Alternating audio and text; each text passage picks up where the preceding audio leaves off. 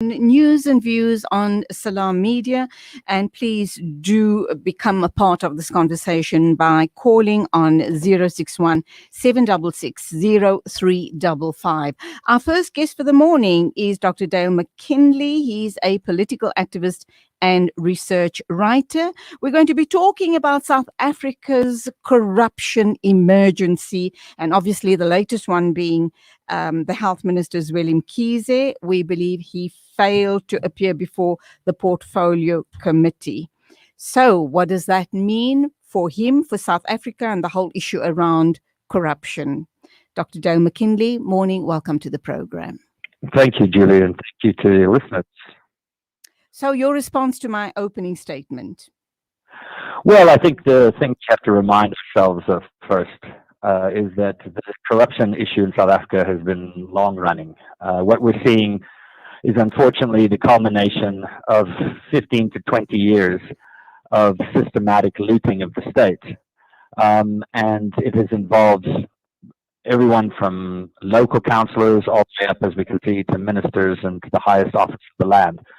So I think what's really happening now is that we're really tired of this, because this has happened in particular under the conditions of COVID, and stealing people's money, tax money, PPE issues, and bad tenders, and these things really, I think, makes people even more angry than usual.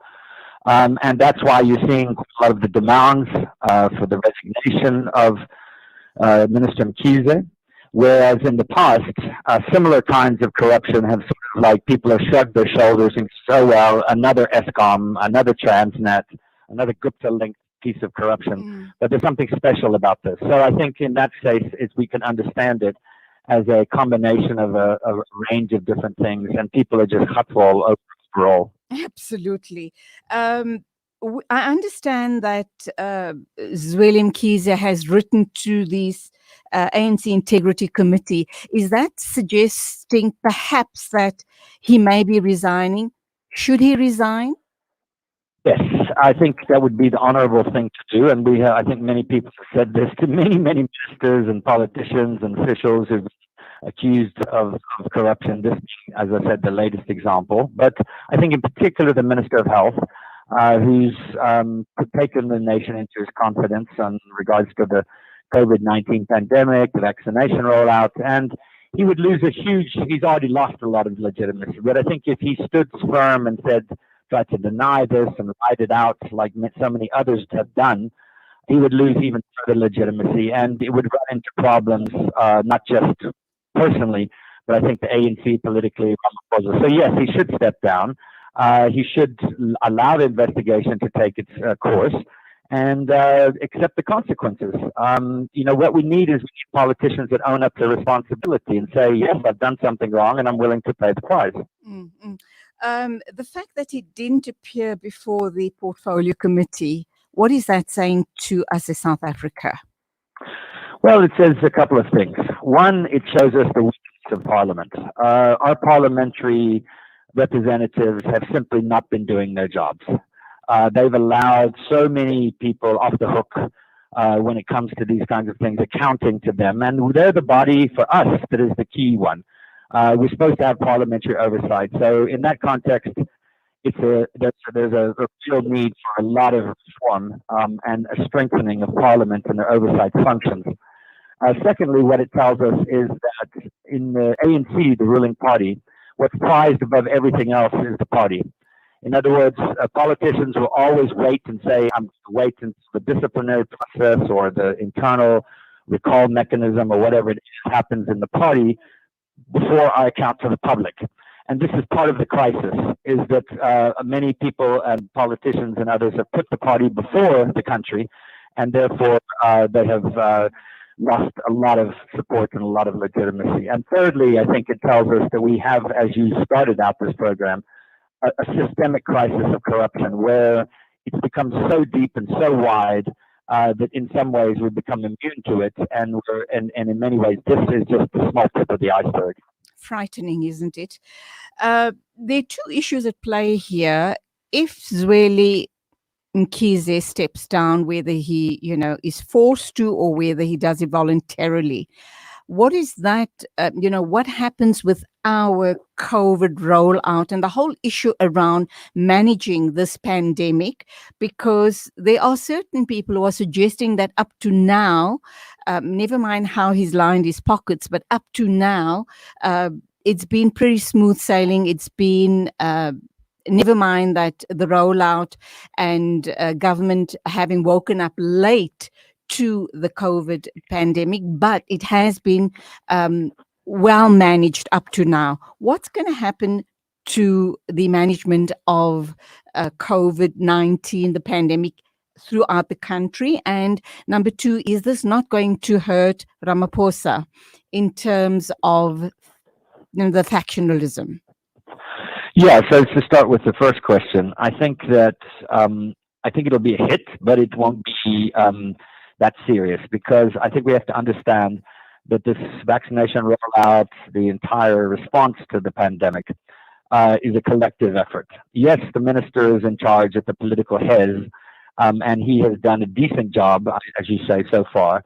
But there are many, many others, hundreds and even thousands of officials and health workers and across who have got this, and who are not going to be derailed simply because a minister gets replaced. I think there could be hiccups. I think there could be a little bit of, sort of reshuffling here and there. But I don't think it's going to fundamentally affect the rollout, or fundamentally sort of stop or halt anything. We have capable individuals who can take over that portfolio. And I think that's the real question that we should be asking in some ways, is that who's going to replace Mkhize? I think in that case, it's probably the writing is on the wall. But in relation to your second question, yes, again, it will be, Ramaphosa will come out of this a bit battered and bruised, but it all depends on how it's handled.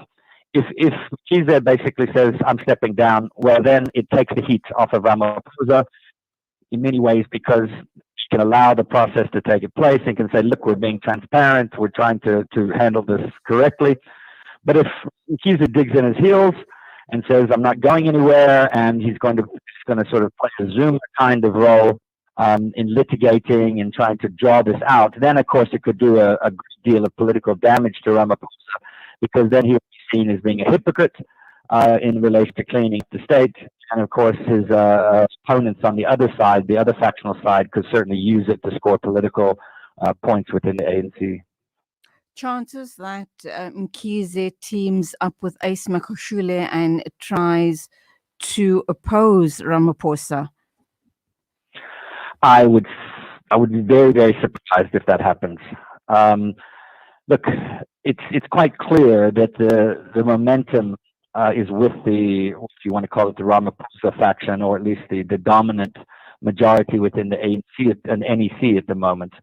And I don't see him sort of saying, okay, well, I'm going to announce my future within the side that's losing, clearly, or at least is weaker at this stage.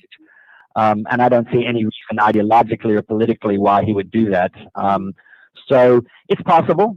Anything in the ANC these days seems possible. But I think that he's probably politically smarter than that.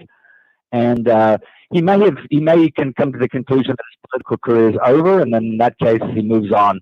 But if he still wants to remain active within the ANC and have a role, I think tactically he'll choose to do the thing that will basically make him give his survival chances the greatest. Yeah.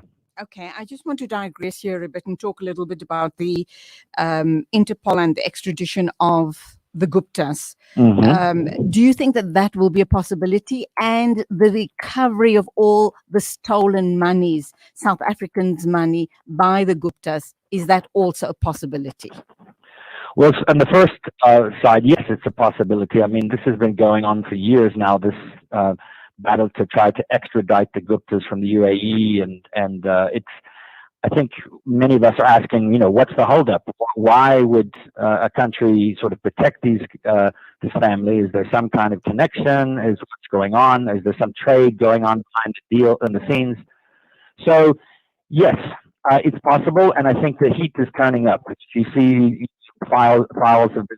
charges have been filed in the United States and in Europe, and so the noose is tightening in a way, and I would say that the chances are fairly good that there could be an extradition. Be that as it may, if that doesn't happen, obviously, then in terms of recovering the stolen assets, certainly most of the fixed assets can be recovered that are in South Africa, but the liquid assets that have been taken out of the country, it's going to be virtually impossible. As we've seen across the rest of Africa with people who've absconded with huge amounts of money and hid them away in offshore accounts and other secret banking facilities, it's very, very difficult to track that down. So I would say we could probably recover a lot of the fixed assets and a little bit of things that are here in South Africa, but otherwise it's probably we had to kiss that goodbye. Okay, that's where we leave it. Thank you indeed for your time. That was Dr. Dale Mackinley, political activist and research writer, talking to us about Health Minister Zweli Mkhize. It's exactly 8:29. Penny Appeal Love Palestine campaign. Let us stand in solidarity and create an awareness of the plight of the people of Palestine. Support our initiative in providing medical